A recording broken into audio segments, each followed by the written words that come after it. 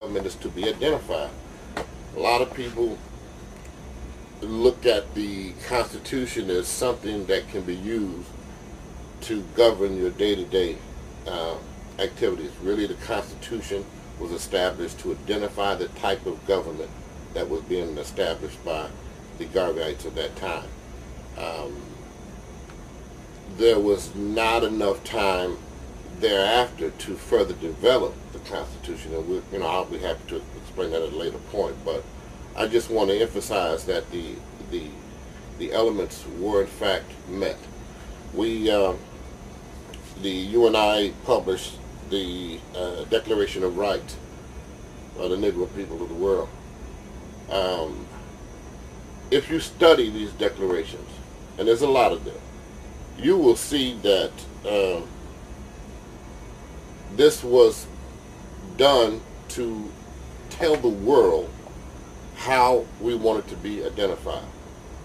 Plus, it was also done to hold a plebiscite. So over 20,000 people gathered from all over the world, and in 1920 that was significant, to declare that they wanted to be a part of this government.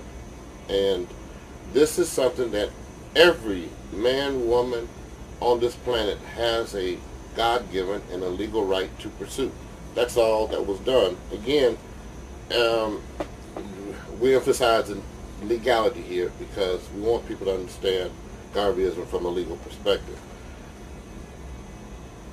There was recognition from other governments, most notably Belize and Costa Rica, just to mention a couple. The research has not been fully developed yet in terms of the nature and extent of how the government was developed, but at least we know that all of the elements to define a government was in fact met. Okay, good. So now that you've told us about the standards and how they were met, can you tell us how this government functioned during Mr. Garvey's day?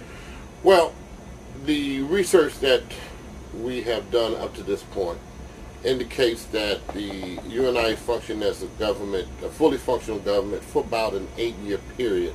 And again, that's my guesstimate.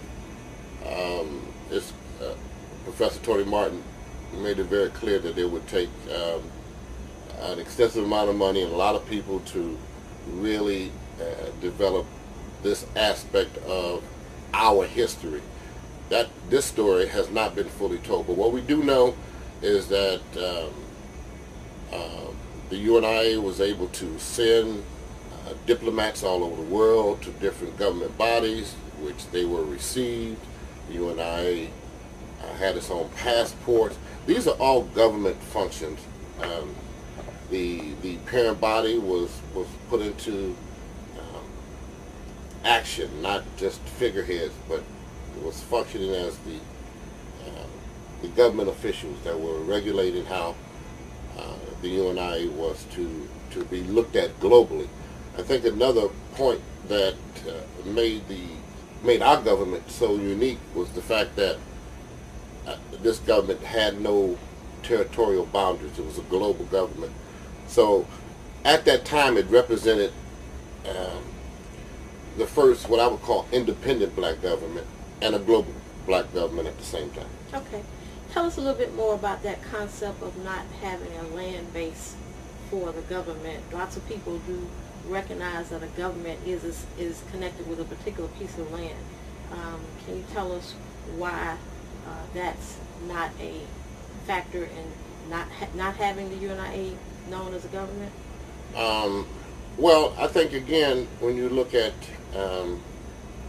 modern government, the land base is only a part of it. It doesn't have to have that as a main element in order to be recognized as a government.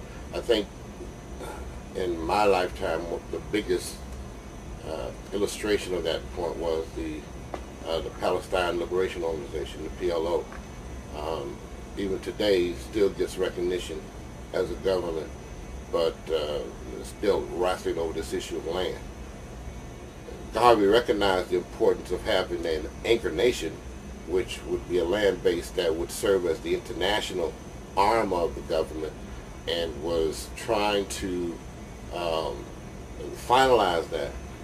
And Liberia, when the government of that time conspired to undermine that effort, Garvey then tried to work with his top lieutenant, Sir Isaiah Morta, who had willed over 500 acres of land to the parent body for African redemption, which again is a critical element because the African redemption is tied into our Constitution.